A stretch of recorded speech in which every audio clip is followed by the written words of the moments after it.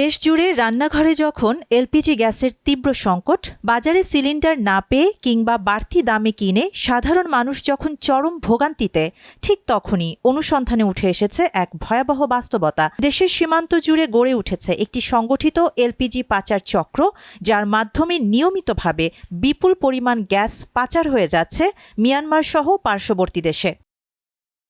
অনুসন্ধানে দেখা গেছে কক্সবাজার, টেকনাফ, নাইক্ষ্যংছড়ি, বান্দরবান ও পার্বত্য চট্টগ্রামের একাধিক সীমান্ত পয়েন্ট ব্যবহার করে এলপিজি সিলিন্ডার ও বাল্ক গ্যাস পাচার হচ্ছে। গভীর রাতে পিকআপ, ট্রাক, ভ্যান, এমনকি মাছ ধরার নৌকায় করেও গ্যাস সীমান্তের দিকে নেওয়া হচ্ছে। অনেক ক্ষেত্রে এই পাচার হচ্ছে বৈধ ডিলার ও পরিবহন ব্যবস্থার আড়ালেই। বাংলাদেশের এলপিজি বাজার প্রায় পুরোপুরি আমদানি নির্ভর। দেশের বছরে চাহিদা প্রায় ১৪ থেকে ১৫ লাখ টন।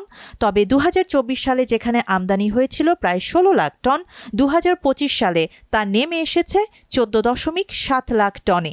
এই ঘাটতির মধ্যেই পাচার পরিস্থিতিকে আরও ভয়াবহ করে তুলেছে।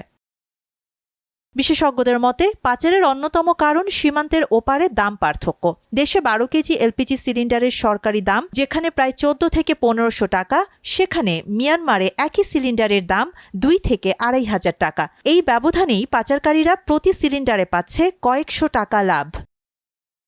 এদিকে এলপিজির সংকটের প্রভাব পড়েছে রাজধানী ঢাকা সহ সারা দেশে। সরকারি দামের চেয়ে ৩০০ থেকে ৫০০ টাকা বেশি দামে সিলিন্ডার বিক্রি হচ্ছে। সীমান্ত এলাকায় পরিস্থিতি আরও ভয়াবহ।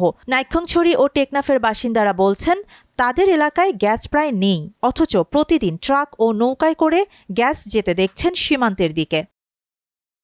নিরাপত্তা বিশ্লেষকদের মতে, এটি শুধু অর্থনৈতিক অপরাধ নয়, বরং জ্বালানি ও জাতীয় নিরাপত্তার ঝুঁকি। মিয়ানমারের অস্থিতিশীল অঞ্চলে পাচার হওয়া গ্যাস অবৈধ গোষ্ঠীর হাতে যাওয়ার আশঙ্কাও রয়েছে।